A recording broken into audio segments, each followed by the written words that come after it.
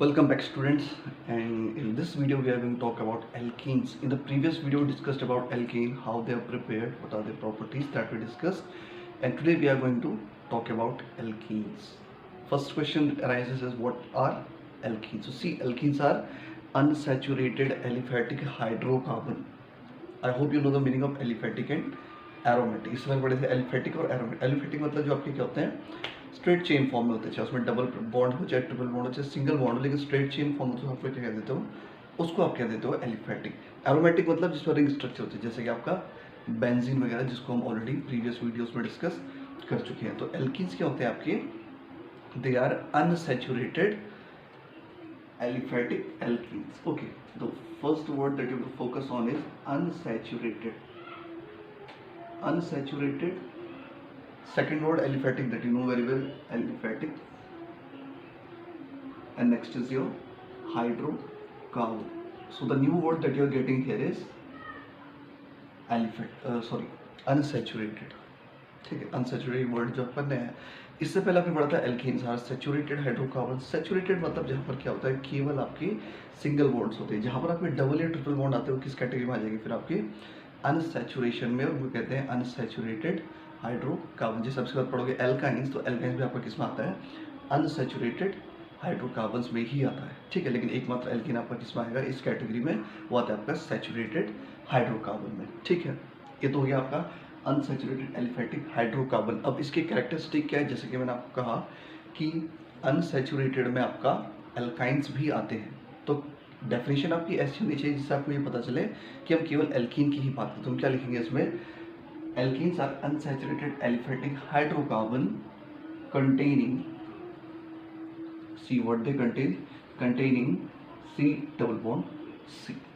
ठीक है, आप इसको वर्ड्स में भी कन्वर्ट कर सकते हो या आप सीधे लिख सकते हो containing carbon carbon double bond. That you also you can write. Okay, लेकिन आपको मेन चीज़ क्या फोकस करनी है कि अगर आप एल्कीन की डेफिनेशन देते हो तो आपके पास एक तो अनसैचुरेशन वर्ड आना चाहिए, यानी अनसैचुरेटेड एलिफेटिक हाइड्रोकार्बन, और दूसरा आपके पास क्या आना चाहिए, C डबल बॉन्ड C. क्योंकि अगर आप इतनी सी डेफिनेशन लिखते हो तो हो सकता है ये कोई इसको एल्काइन भी समझकर आपके नंबर रिड्यूस कर सकता है, आपके मार्क्स डिडक्ट हो सकते हैं, क्योंकि इतनी डेफिनेशन तो आपकी एल्काइज की भी होती है. ठीक है, unsaturated aliphatic hydrocarbon that contain C triple bond C. ठीक है, तो आपको ध्यान रखने का C double bond C mention करना है जब आप एल्कीन को डिफाइन कर रहे हो. ठीक है, दूसरी बात जो आपको नोट करनी है वो ये है कि ये होते हैं रिएक्टिव देन एल्कीन्स. एल्कीन्स से ज़्यादा रिएक्टिव है. क्यों एल्कीन से ज़्यादा रिएक्टिव है, देखिए, क्योंकि यहाँ पर कौन सा बॉन्ड है, ऑलरेडी हम डिस्कस कर चुके हैं, C double bond C. Double bond are more reactive than single bond. ठीक है, इसीलिए आपका एल्कीन क्या होता है, एल्कीन से ज़्यादा रिएक्टिव होता है. आई होप इसमें आपको कन्फ्यूजन नहीं होना चाहिए कि ये ज़्यादा रिएक्टिव क्यों है एल्कीन से, क्योंकि इसके पास क्या है, इसके पास डबल बॉन्ड है, और डबल बॉन्ड क्या होते हैं, रिएक्टिव होते हैं compare to single bond. Third point that you have to note is they are also called as olefins. ठीक है, ओलेफिन्स एल्कीन को इसलिए कहता है क्योंकि ये आपके हैलोजेंस के साथ ऑयल प्रोड्यूस करते हैं. ठीक है, एल्कीन्स आपके क्या करते हैं, हैलोजेंस के साथ रिएक्शंस देखकर आपको क्या कर देते हैं, ऑयल प्रोड्यूस करके देते हैं. They produces oil when they react with और when they have reaction with halogen. That is why they are also called as olefins. ठीक है, अब जरा एक टिपिकल एग्जांपल लेते हैं जिससे आपको इनके बीच की बॉन्डिंग समझ में आएगी, डबल बॉन्ड कैसे बन रहा है. ठीक है, डबल बॉन्ड कहाँ से है उसको भी देख लेते हैं. ठीक, एग्जांपल लेते हैं. देखिए, जो स्मॉलेस्ट एग्जांपल आप एल्कीन का ले सकते हो वो आपका 2 कार्बन से ही शुरू होगा. क्लियर, सिंगल कार्बन वाले में आप एल्कीन बना ही नहीं सकते. जैसे आपके पास CH4 है, मीथेन है, मीथेन में आप कहाँ पर डबल बॉन्ड बनाओगे, डबल बॉन्ड नहीं बन सकता. ठीक है, तो स्मॉलेस्ट जो आपके पास एल्कीन आता है वो कौन होता है, आपका इथीन. ठीक है, मीथेन कोई कंपाउंड नहीं होता है, केवल मीथेन ही होता है. ठीक है, एल्कीन में आपके पास फर्स्ट मेंबर कौन है, यहाँ पर इथीन है. ठीक है, नाम क्या लिया मैंने, इथीन. ठीक है, अब जिन्होंने आपकी IUPAC नेमिंग वाला वीडियो देखा है उनको पता होगा कि इथीन का मतलब क्या है. इथ का मतलब 2 कार्बन. ठीक है, इन का मतलब डबल बॉन्ड. ठीक है, तो इथ का मतलब पहला कार्बन दूसरा कार्बन. ठीक है, डबल बॉन्ड लगा दिया, इसका मतलब इथीन. अब क्या करना है, वैलेंसी को सेटिस्फाई करना है. यहाँ पर लगा दिया H2, यहाँ पर लगा दिया H2. ये तो आपका सिंपल सा फॉर्मूला. देखते हैं बना कैसे. देखिए, कार्बन और यहाँ पर दूसरा कार्बन, ठीक है, 2 कार्बन आपने लिए। इसके पास कितने इलेक्ट्रॉन्स होते हैं? 4। इसके पास भी कितने होंगे? 4 ही होंगे, ठीक है। सो दिखा देते हैं इसको क्रॉस से दिखा देते हैं और इसको दिखा देते हैं आपका डॉट से। कितने कितने दिखाए? 2 इलेक्ट्रॉन दिखाए। फिर एक इलेक्ट्रॉन यहाँ पर भी होगा और एक इलेक्ट्रॉन यहाँ पे दिखा देते हैं। इसका भी एक इलेक्ट्रॉन यहाँ पर और यहाँ पर। आई होप इतना आपको क्लियर है। हाइड्रोजन कितने आपके पास? 2। तो आपने क्या करा, एक हाइड्रोजन यहाँ पे लिया, इसका इलेक्ट्रॉन डॉट से दिखा दिया, डॉट एच। यहाँ पर भी आपने क्या कर दिया प्योर, इसको क्रॉस से दिखाते हैं, क्रॉस एच और क्रॉस एच, ठीक है, कन्फ्यूजन ना हो। यहाँ पर क्या था, हमने इसको क्रॉस से लिया था तो हमने क्या कर लिया, हाइड्रोजन इलेक्ट्रॉन दिखा दिया डॉट से।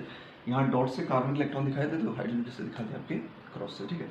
अब अगर आप देखो ड्यूप्लेट हो गया, ड्यूप्लेट हुआ, यहाँ पर भी आपका duplet octet, sorry duplet street, यहाँ पर भी आपका duplet street.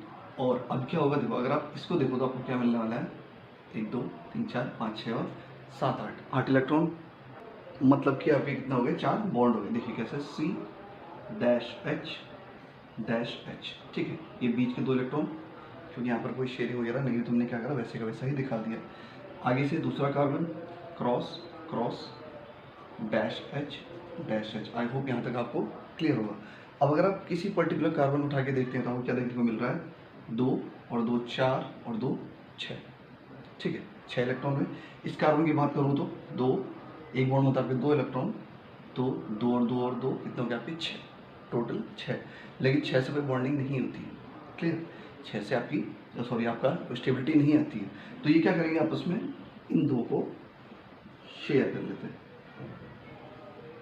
I hope it is clear. अब देखिए शेयर करने से क्या होगा, देखिए 2 × 4 5 6 7 8, इस कार्बन ने अपना ऑक्टेट पूरा कर लिया। इस कार्बन की बात करूं तो 2 × 4 5 6 7 8, यानी इसने भी अपना क्या कर लिया, ऑक्टेट को पूरा कर लिया। तो ओवरऑल आपको क्या मिलने वाला है, देखिए dash H double bond C dash H और डैश H, ठीक है। इस तरीके से क्या होता है, आप डबल बॉन्ड को शो कर सकते हो किसी भी एल्कीन में। यहाँ पर मैं एग्जांपल किसका लिया, हमने लिया इथीन का example. I hope the dot structure is clear to you. हमने पहले क्या दिखाया, इस वाले पार्ट में मैंने आपको ये दिखाया है कि यहाँ पर कितनी बॉन्डिंग हो रही है H और C के बीच में, ठीक है। H और C की बॉन्डिंग आपको यहाँ क्लियर दिखा दी। इसके बाद आपने क्या देखा, आपने देखा कि इन बॉन्डिंग्स के बाद भी कार्बन के पास कितने इलेक्ट्रॉन हो गए, टोटल 6 इलेक्ट्रॉन। तो ये क्या करेगा, आपस के जो बीच के इलेक्ट्रॉन्स हैं कार्बन्स के, वो कार्बन क्या करेंगे, अपने आपस में शेयरिंग करते हैं। कितने इलेक्ट्रॉन की शेयरिंग करते हैं, 2, ठीक है। और आपको एक चीज़ और ध्यान रखनी है, देखिए 2 शेयरिंग हुई तो बॉन्ड भी 2 बनेंगे। और आप बॉन्ड कैसे निकाल सकते हो, bonds is equal to total shared upon 2, ऐसे भी आप निकाल सकते हो। सपोज आपको कन्फ्यूजन हो रहा है कि यहाँ पर डबल बॉन्ड कैसे आया, तो सिंपली आप देखिए शेयर्ड इलेक्ट्रॉन्स कितने हैं आपके पास है टोटल शेयर्ड कितने हैं, 1 2 3 4, ठीक है। अब लिखा 4/2 इज इक्वल टू 2, मतलब यहाँ पर कितने बॉन्ड्स बनने वाले हैं आपके बीच में, डबल बॉन्ड्स बनने वाले हैं। अगर एक इलेक्ट्रॉन होता बीच में तो 2/2 यानी 1, जैसे कहाँ पर है, यहाँ पर देखिए आप एक इलेक्ट्रॉन टोटल कितने थे आपके, 2 इलेक्ट्रॉन शेयर हुए, तो 2/2 अगर मैं इसको करता हूँ तो मुझे कितने बॉन्ड मिलने वाले हैं, केवल 1। इसलिए मैं यहाँ पर क्या दिखाया, केवल 1 बॉन्ड दिखाया। लेकिन यहाँ पर कितना दिखाया आपका, डबल बॉन्ड। क्यों, क्योंकि शेयर्ड इलेक्ट्रॉन्स कितने आपके पास, 4 है। फॉर्मूला बताता है 4/2, यानी आपके पास कितने हैं, 2 डबल बॉन्ड्स आपके पास यहाँ पर आने वाले हैं। तो ये तो आपका किस तरीके से आप शो कर सकते हो कि एल्कीन्स में, जो मैं एग्जाम्पल लिया तो इथीन का है, लेकिन आप शो कर सकते हो कि एल्कीन्स में क्या होता है, आपके पास डबल बॉन्ड की प्रेजेंस होती है, ठीक है। ये था आपका introductory part regarding your alkenes. अब जरा देख लेते हैं जनरल मेथड ऑफ प्रिपरेशन, आप कैसे एल्कीन्स को प्रिपेयर कर सकते हो। तो अब स्टार्ट कर लेते हैं आपका जनरल मेथड ऑफ प्रिपरेशन और लैब मेथड, ठीक है। आप एल्कीन को कैसे प्रिपेयर कर सकते हो, ठीक है। लेकिन इससे पहले कि हम सीधे डायरेक्ट मेथड में जाए, आपको कुछ टर्म्स क्लियर करने हैं। वो टर्म्स कौन से, देखिए पहला आपके पास आता है, एक वर्ड आता है डीहाइड्रो, ये आपके पास आ गया डिहाइड्रेशन। ये हम प्रीवियस वीडियोस में भी ऑलरेडी डिस्कस एक बार कर चुके हैं, ठीक है। मैंने कहा था डी का मतलब क्या है, रिमूवल। लेकिन यहाँ पर आप कंफ्यूज हो सकते हो, कहाँ पर, हाइड्रेशन और हाइड्रो में, ठीक है। जहाँ पर डिहाइड्रेशन वर्ड आ जाए वहाँ पर आपको क्या रिमूव करना है, वाटर का मॉलिक्यूल। और जहाँ पर बात आ जाए डिहाइड्रो कह दिया तो वहाँ पर आपको क्या रिमूव करना है, हाइड्रोजन, क्लियर।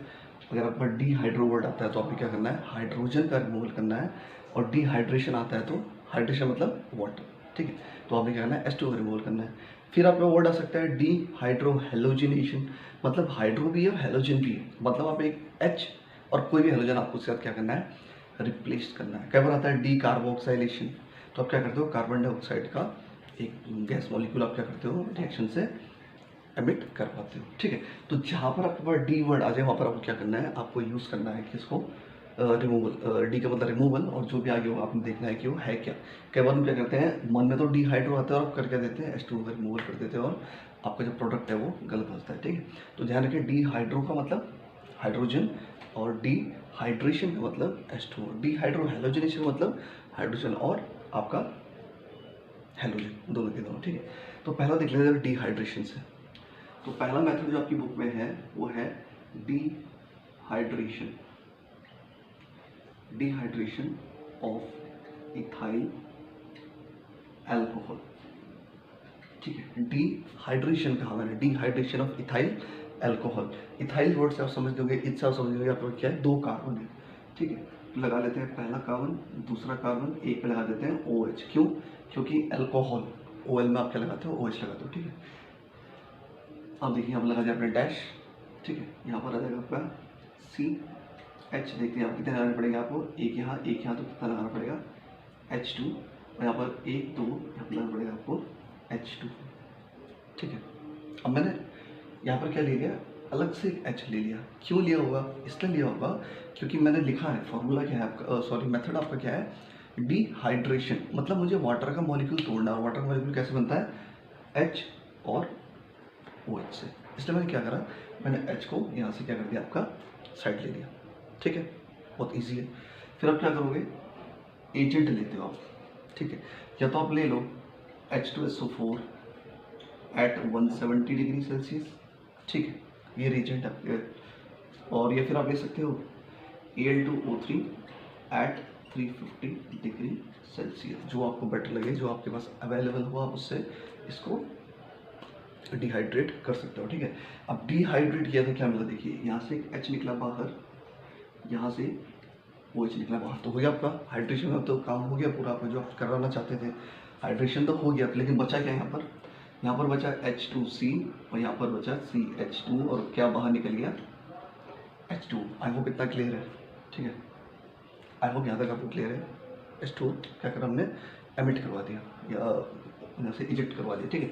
तो अब देखिए आपका जो अब बीच के बॉन्ड्स हैं वो चेंज होने वाले हैं। अभी तक क्या था आपका, सिंगल था, लेकिन कार्बन की वैलेंसी कितनी होती है, 4, 2 और 2, हर कार्बन ने क्या कर पाई, 2 ही वैलेंसी पूरी कर पा रहा है। तो आप क्या कर सकते हो, आपको यहाँ पर क्या लगाना पड़ेगा, डबल बॉन्ड, ठीक है। आपने डबल बॉन्ड लगा लिया तो आपको क्या मिल गया, आपको एक एल्कीन मिल गया, इसका नाम क्या है यहाँ पर, इथीन। तो ये आपका पहला मेथड, ये आपका पहला लैब मेथड, जहाँ से आप क्या कर सकते हो, एल्कीन को बना सकते हो, या हमने एग्जाम्पल लिया है आपका इथीन का, तो आप इथीन को बना सकते हो, ठीक है। सेकंड मेथड लेते हैं आपका, ये था आपका डिहाइड्रेशन, अब है आपका डिहाइड्रो हेलोजिनेशन।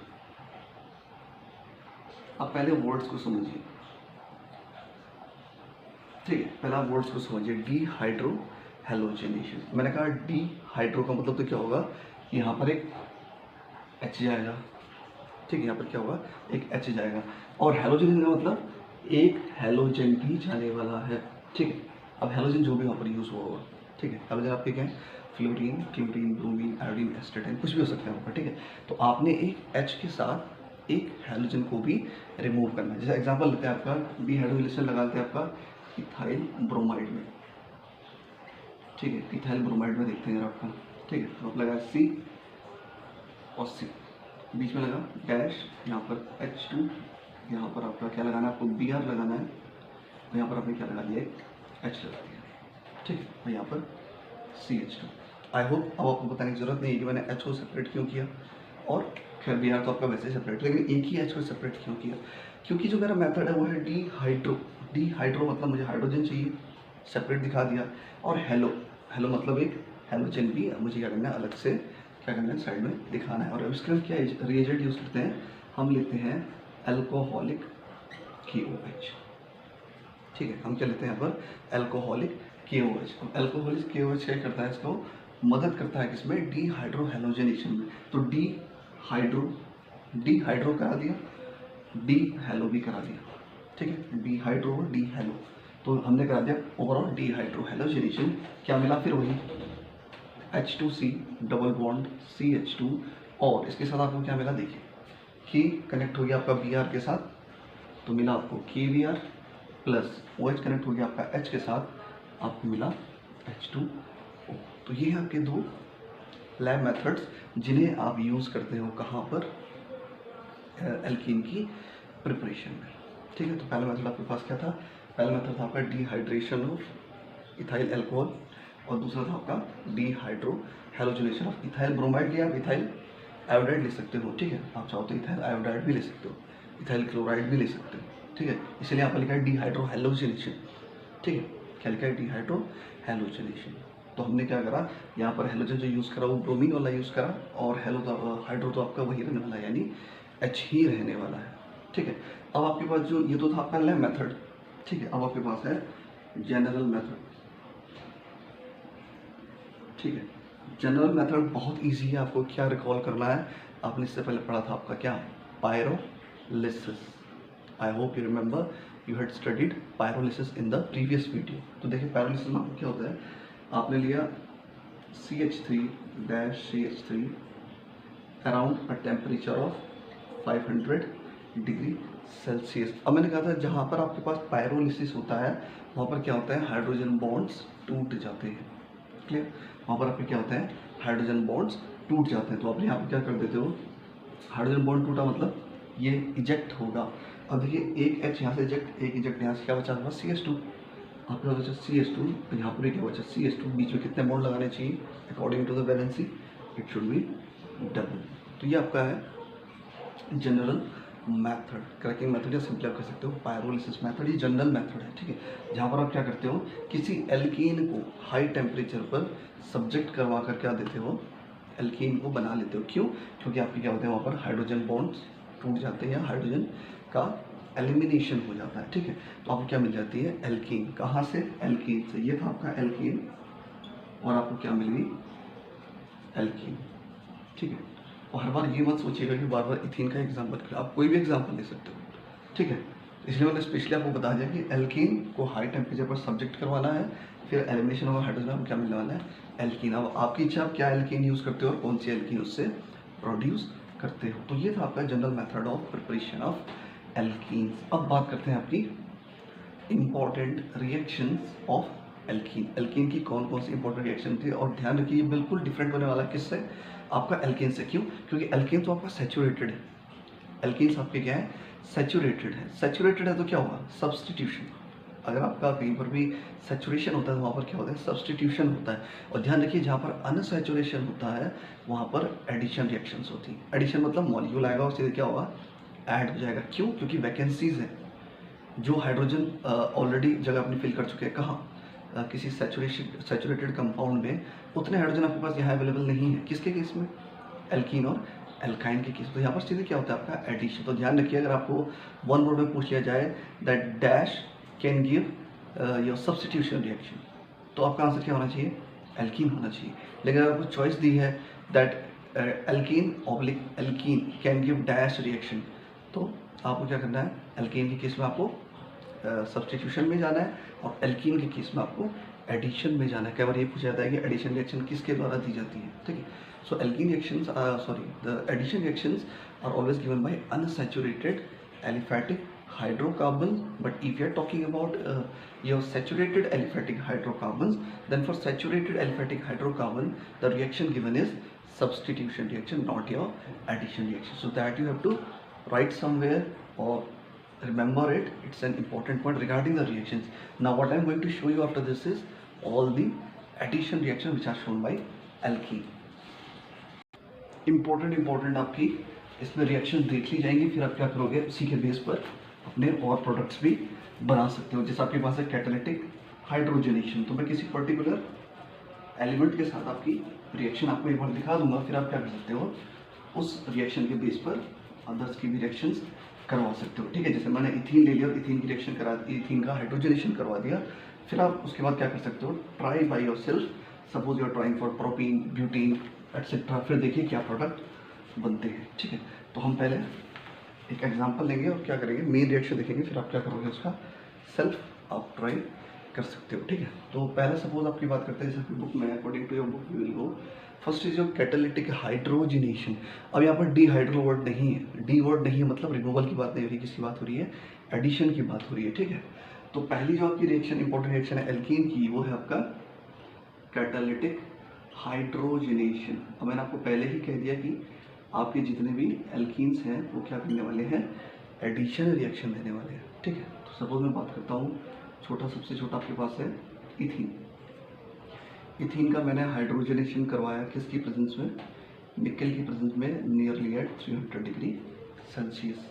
तो मैंने हाइड्रोजनेशन का मतलब क्या होगा, हाइड्रोजन का एडिशन होगा। तो ये क्या बन जाएगा आपका CH2, यहाँ पे लगा एक H, फिर CH2, यहाँ पर लगा एक H, या फिर आप सिंपली इसको क्या कह सकते हो, आप कह सकते हो इथेन। क्यों, CH2 और 1 कितना हो गया आपका, 3 हो गया। तो मैं आपको सिर्फ इसलिए दिखा रहा हूँ ताकि वो पता लगे कि हाइड्रोजन कहाँ पर ऐड हुआ। प्रोडक्ट आपका क्या बनने वाला है, इथेन। आपको क्या मिला, एक आपको इथेन मिल गया।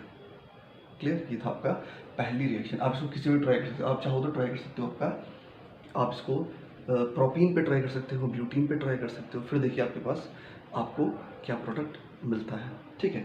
दूसरा आपके पास है हैलोजिनेशन। हैलोजिनेशन रिएक्शन, सबका प्रोसेस आपके पास वही है, जैसा आपका कैटालिटिक हाइड्रोजनेशन का है वैसे आपके पास किसका है, सेम प्रोसेस आपका अदर्स का भी है। जैसे आपके पास हैलोजिनेशन मैंने कह दिया, हैलोजिनेशन का मतलब क्या होगा, यही जो आपने देखा है, जैसे आपके पास CH2 है, डबल बॉन्ड CH2 है, आपके पास हैलोजन है, ठीक है। तो सपोज आपने हैलोजन ले लिया, Cl2, कोई भी सूटेबल आपने यहाँ पर रिएजेंट ले लिया, कैटलिस्ट ले लिया, और आपको क्या मिला अगेन, CH2, यहाँ पर लगा Cl, CH2, यहाँ पर लगा Cl। सेम वही प्रोसेस है, क्योंकि यहाँ पर जो मेन पॉइंट आपने यहाँ पर ग्रैब करना है वो क्या है, एडिशन रिएक्शन। हर बार क्या होगा, एडिशन रिएक्शन ही होने वाली है। तो आपको क्या मिला देखिए, अगर आप इसकी नेमिंग करना चाहो तो अब यहाँ पर क्लोरीन आपका दोनों तरफ एक ही जगह पर है, आप यहाँ से आओ तो 1 2 वही बात हो रही है, चाहे आप यहाँ से आओ 1 2 वही बात हो रही है, ठीक है, क्योंकि आपका कुछ अलग सब्सटेंट तो है नहीं। तो आप इसको क्या लिखते हो, देखो आप लिख सकते हो 1,2 die chloro ethene, sorry ethane, not ethene, ethane, ठीक है। इथेन में कन्वर्ट हो गया, क्यों, डबल बॉन्ड आपके पास अब नहीं रहा, ठीक है।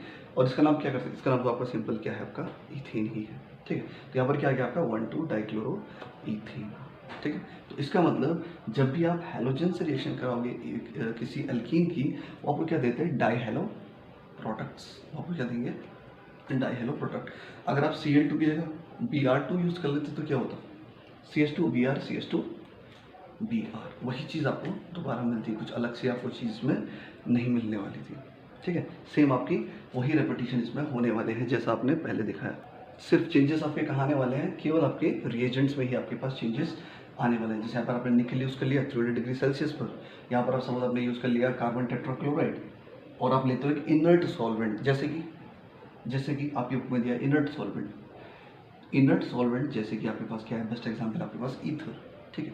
तो आप कोई भी इनर्ट सॉल्वेंट, सिर्फ आपका क्या हो रहा है, प्रोसेस तो वही है, प्रोसेस वही होनी है, सिर्फ आपके क्या हो रहा है, रिएजेंट चेंज हो रहे हैं, मतलब जो इस रिएक्शन को क्या करते हैं, एक तरह से इस रिएक्शन को फॉरवर्ड करते हैं, वो आपके रिएजेंट चेंज हो रहे हैं बस, बाकी जो आपका प्रोसेस है वही है। यहाँ पर भी आपका क्या हुआ, टूट के HH आप क्या करा, डबल बॉन्ड को सिंगल बॉन्ड कन्वर्ट किया, यहाँ भी आपका डबल बॉन्ड किस में कन्वर्ट हो गया, आपका सिंगल बॉन्ड में ही कन्वर्ट हो गया, ठीक है। तो ये थी आपकी सेकंड टाइप की इंपॉर्टेंट रिएक्शन।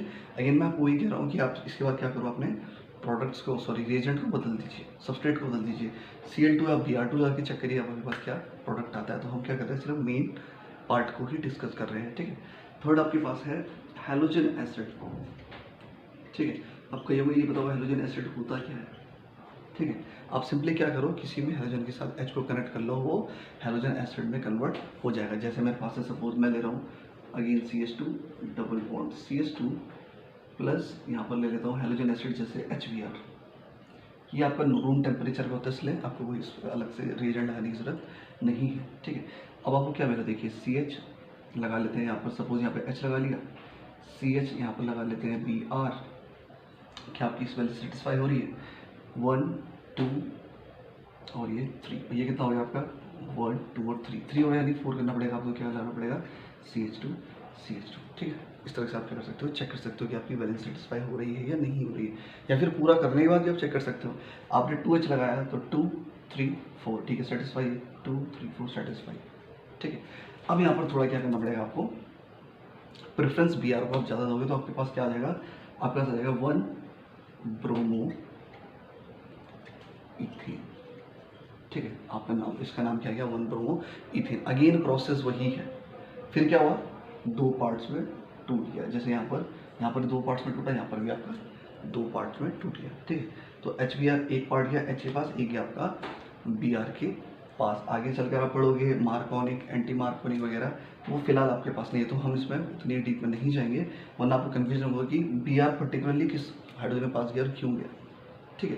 वैसे आपका सिमेट्रिकल है, लेकिन अनसिमेट्रिकल केस में क्या होता है, आपके पास कुछ ऐसे कार्बन्स को चूज करना पड़ता है by using your Markovnikov anti Markovnikov rule, which right now in your course just you to focus on is that it will break, it will get separated H and Br that you have to attach there, and this is also an example of your addition product।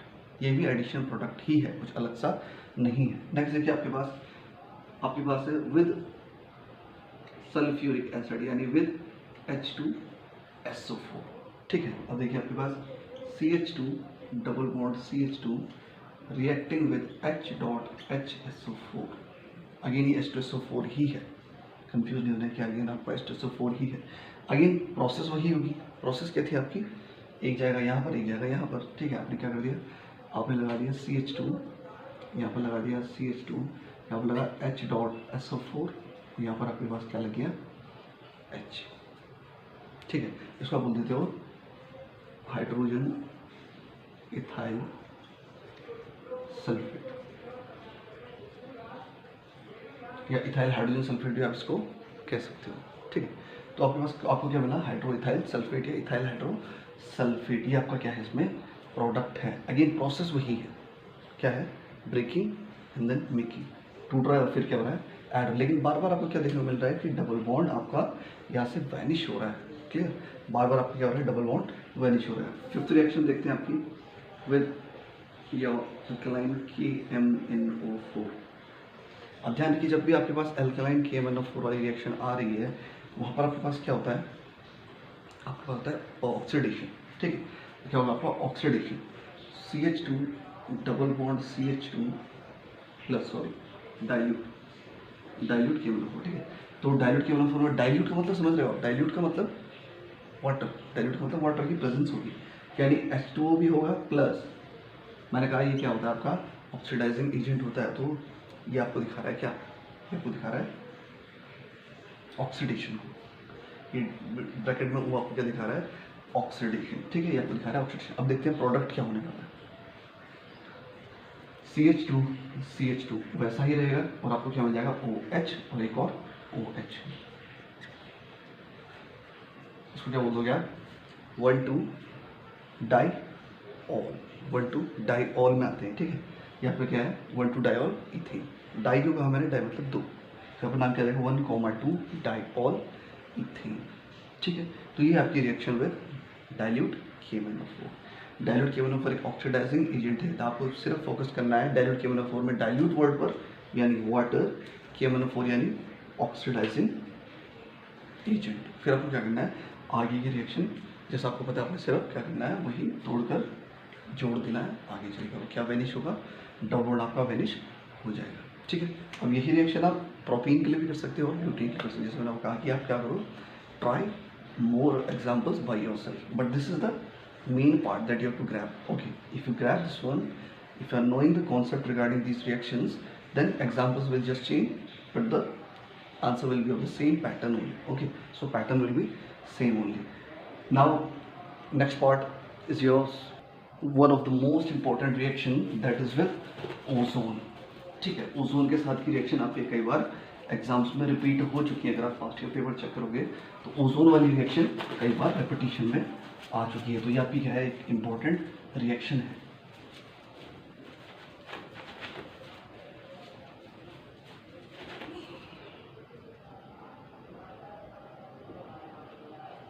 तो अब देखिए इसमें क्या करना है आपको reaction करानी है ओजोन के साथ। पहली बात, ओजोन का फॉर्मूला पता होना चाहिए। ओजोन का फॉर्मूला क्या है आपका O3, ठीक है। ये ऑलरेडी आपको पता होगा क्योंकि ओजोन आप पढ़ रहे हो छोटी क्लासेस से ओजोन के बारे में पढ़ रहे हो, that it shields us from the ultraviolet rays of the sun due to which we are safe. If ultraviolet rays enters our atmosphere then there are chances of many diseases including your skin cancer. तो O3 का example, O3 का formula I hope mostly students को पता होगा। अब इसकी reaction किससे आपकी, क्योंकि हम पढ़ रहे हैं क्या इंपॉर्टेंट रिएक्शंस ऑफ एल्कीन। तो देखते हैं आपका CH2 double bond CH2 reaction किससे है, ओजोन से। तो आपने लगा दिया O3। अभी रिएक्शन कैसे करता है देखिए, एक ऑक्सीजन जाएगा आपका कार्बन कार्बन के बीच में, बाकी तो आपके जैसे इससे पहले अटैच हो रहे थे, लेकिन आपको ध्यान रखना है यहाँ पर क्या होता है, यहाँ पर आपके बॉन्ड्स क्या रहते हैं, कॉन्टीन्यूटी में रहते हैं। बॉन्ड्स आपकी कॉन्टीन्यूटी में रहते हैं। समझिए मैं कह रहा हूँ C dash O dash C dash O कुछ इस तरीके का स्ट्रक्चर बनता है, ठीक है। मैंने कहा कंटिन्यूटी में बॉन्ड है, कंटिन्यूटी समझ रहे हो आप, कंटिन्यूटी ये है, ठीक है। तो अब देखिए कार्बन ने 1 2 क्या लगाना पड़ेगा आपको H2, कार्बन 1 2 यहाँ पर लगाना पड़ेगा H2। ऑक्सीजन में नहीं लगाना पड़ेगा, क्यों, ऑक्सीजन की 2 होती है, ये ऑक्सीजन भी 2, ये ऑक्सीजन भी 2 और ये ऑक्सीजन भी आपका 2 वैलेंस से फुलफिल कर रहा है, तो आपको कुछ ऐड करने की जरूरत यहाँ पर नहीं है, ठीक है। इसका नाम क्या हो गया, इथाइलिन ओजोनॉइड, ठीक है, ठीक है। अब अगर आपके पास प्रोपीन होता फिर आप क्या करते हैं, माना यहाँ पर एक CH3 है डैश CH2 कुछ ऐसा है आपके पास, ठीक है। तो आप क्या करते हैं, सिर्फ उस वाले पार्ट में रिएक्शन शो करते हैं, सिर्फ उस वाले पार्ट में। सपोज यहाँ पर एक CH3 एक्स्ट्रा है तो उससे आपको कोई मतलब नहीं, आपने कहना उसको रिपीट करना है। लेकिन जहाँ पर आपका डबल बॉन्ड है, मेन पार्ट यही है, मेन पार्ट क्या आपका डबल बॉन्ड वाला, इसलिए हमने क्या करा इथेनॉल वाला डिस्कस करा। इसके बाद अगर प्रोपीन आ जाए तो आपको साइड वाले CH3 को तो छेड़ना ही नहीं, क्योंकि आपकी रिएक्शन कहाँ चलेगी, फिर यहाँ ब्यूटीन आ जाए 2 कार्बन पर आप नहीं छेड़ोगे, नेक्स्ट 2 पे डबल बॉन्ड होगा, वहाँ पर आप ये रिएक्शन कर दोगे, ठीक है। जैसे इथाइलिन ओजोनॉइड, आपको ध्यान रखना इस रिएक्शन में सिंपली होता क्या है, कार्बन कार्बन के बीच में एक ऑक्सीजन और जो बाकी 2 ऑक्सीजन लगने वाले हैं वो कंटिन्यूटी में होंगे, क्लियर। कई बार हम जल्दबाजी में या कह सकते हैं कि एग्जाम में टाइम की कमी वजह से जल्दबाजी में क्या कर देते हैं, ऐसा आंसर छोड़कर आंसर लिख देते हैं बस इतना सा, ठीक है। अब जिसने आंसर लिखा हो उसको उसका नाम भी समझ में नहीं आएगा, ठीक है। तो आपको क्या ध्यान रखना है कि यहाँ पर क्या है, सिंपली अटैच नहीं होता बल्कि क्या रहता है, आपकी कॉन्टिन्यूटी में बॉन्ड्स रहते हैं, ठीक है। इसको बोलते हैं इथाइलिन ओजोनॉइड, इसको क्या कहते हैं आपका इथाइलिन ओजोनॉइड, इस तरीके से, ठीक है। तो ये थी आपकी रिएक्शन ओजोन के साथ। एक और इम्पोर्टेंट रिएक्शन जो आपके पास है वो है आपकी पॉलीमराइजेशन, ठीक है। पॉलीमराइजेशन, पॉलीमराइजेशन वर्ड में आपके पास वर्ड आता है पॉलीमर, ठीक है। इसको समझिए पहले, पॉलीमराइजेशन में जो वर्ड आपके पास आ रहा है वो है पॉलीमर। पॉलीमर क्या होते हैं, they are aggregates of monomers. जब बहुत सारे मोनोमर्स क्या करते हैं, एडअप होते हैं तो पॉलीमर्स देते हैं, ठीक है। जैसे आपके पास एग्जांपल है, देखिए आपने n नंबर ऑफ इथीन ले लिए, ठीक है। आपने क्या करा, n नंबर ऑफ इथीन ले लिए, और आपने क्या करा, high temperature and high pressure, ये कंडीशन होती है आपकी पॉलीमराइजेशन की, ठीक है, हाई टेम्परेचर और हाई प्रेशर। अब क्या होगा, देखिए ये होता है कॉन्जुगेशन में CH2 N नंबर, तो इसको आप क्या कह देते हो, पॉलीमर। ये है आपका पॉलीमर, ये क्या है, मोनोमर, ये क्या आपके मोनोमर। जैसे इसका नाम क्या है, इस मोनोमर का नाम क्या है, देखिए आपने लिया n नंबर ऑफ इथीन, लेकिन ये क्या हो गया, पॉली इथीन, या सिंपली आप कह सकते हो पॉलीथाइल, ठीक है। आपने क्या लिख दिया, पॉलीथाइल। तो पॉलीवर्ड का मतलब समझ रहे हो, पॉली का मतलब बहुत सारे, अभी क्या हो गए, एग्रीगेट हो गए। ये बॉन्ड आपको बता रहा है कि ये कंटिन्यूटी में है, आप यूँ सोच लें कि वैसे का वैसे ही तो है, सिर्फ बॉन्ड ही का तो फर्क आ रहा है, नहीं, ये बॉन्ड्स आपको शो कर रहे हैं कि यहाँ पर एक और यूनिट कनेक्ट होगी, इसके बाद एक और यूनिट कनेक्ट होगी, ऐसे में यूनिट्स आपकी कनेक्ट होती रहती है और एक नेटवर्क बन जाता है। सपोज करिए कि मैं इसको दिखा रहा हूँ, इस स्ट्रक्चर को दिखा रहा हूँ एक डॉट से, ठीक है। ये पहला डॉट है, अभी मैंने क्या है, बॉन्ड छोटे हैं इस तरफ में, एक और इथेन वाला आपका ऐड हो गया, फिर एक और मोनोमर ऐड हुआ, एक और मोनोमर ऐड हुआ, एक नीचे ऐड हुआ, एक नीचे ऐड हुआ, इस तरीके से क्या हो गया, फिर इसने भी एक और को ऐड करा। क्यों? क्योंकि जैसे यहाँ पर बॉन्ड छूट रहे हैं वैसे इसके पास भी बॉन्ड छूटेंगे। फिर साइड वाले ने भी कनेक्ट करना शुरू करा, ये भी कनेक्ट कर रहा है, ये भी कनेक्ट। तो आपको ओवरऑल क्या मिल रहा है, आप देख पा रहे हो कि आपके पास ओवरऑल एक 3D स्ट्रक्चर बन रहा है।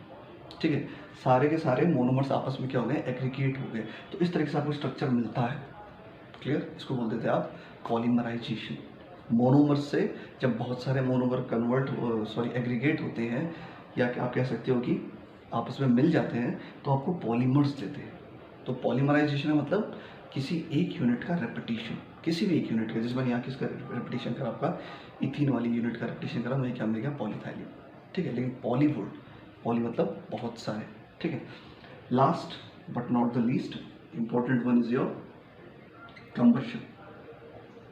Combustion reaction. मैंने इसके लिए आपका एक शॉर्ट में बनाया था, कंबशन रिएक्शंस ऑफ हाइड्रोकार्बन्स। तो यहाँ पर आपके पास क्या है, CH2 डबल बॉन्ड CH2। आप रिएक्शन किससे करा रहे हो, कंबशन मतलब ऑक्सीजन से ही रिएक्शन कराओगे। ठीक है, फिर आपको क्या मिलता है, मैंने कहा था आपका श्योर प्रोडक्ट क्या है, CO2 plus H2, CO2 plus H2। अब मैंने वो कहा था कि आपने, अगर आप इसको याद करना चाहते हो तो आपको क्या करना है, आपको कार्बन काउंट करना है।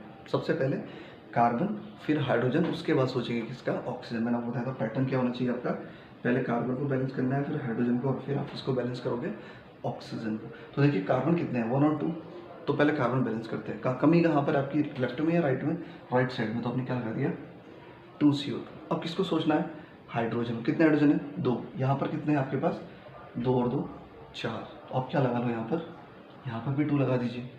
2 लगाने के बाद अब आपको किस पे फोकस करना है, C हो गया, H हो गया, कौन बचा आपका, ऑक्सीजन। ऑक्सीजन यहाँ पर कितने हैं, यहाँ पर एक बार 2, यहाँ पर ऑक्सीजन कितने हैं, 2 2 4 एंड योर 6, इजंट इट। 2 2 यानी 4 ऑक्सीजन यहाँ पर और 2 ऑक्सीजन यहाँ पर, 4 + 2 6। अब मैं 2 को 6 कैसे बनाऊँ, 3 2 6। तो मैंने क्या लगा दिया यहाँ पर, थ्राइस रूट। क्लियर? तो ये कंबशन रिएक्शन लिखना बहुत इजी है। आपने सिंपली क्या करना है, sure product carbon dioxide, hydrogen, water. ध्यान रखिए अगर इनकम्प्लीट कंबशन हो जाए तब आपको कार्बन डाइऑक्साइड ना बनकर क्या मिलेगा, आपको कार्बन मोनोऑक्साइड। ठीक है, तो आपको क्या मिलता है, कार्बन मोनोऑक्साइड।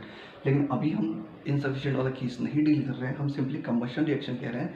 तो कंबशन रिएक्शन में आपके पास क्या मिलने वाला है, आपको मिलने वाला है कार्बन डाइऑक्साइड और water. Rest is your balancing. How to balance, first focus on carbon, then focus on hydrogen and at last focus on oxygen. ठीक है, इसके बाद बचते हैं आपके यूजेस, जो आपके थियोरेटिकल हैं, यूजेस ऑफ एल्कीन, जो आप बुक से पढ़ सकते हैं। आपका 1 से 2 नंबर का आता है, इसमें आपको क्या पूछा जाता है, सिंपली आपका क्वेश्चन होता है कि एल्कीन या कोई प्रिपरेशन आप पूछ दिया, लास्ट में आपको 1 2 नंबर पूछ लेते हैं कि give some uses of alkene. तो वो आपका थियोरेटिकल पार्ट है जिसको आप खुद ही पढ़ सकते हो। So this was all about your alkene, what we studied today. We studied what are alkenes, why they are called as olefins, why they are called as unsaturated, then what are the main details regarding alkenes that we studied, what are the major reaction, important reaction, why they don't go for the substitution reaction, why they only go for addition reaction, that also we discussed in this video. So till then, keep growing, keep studying. Thanks for watching the video.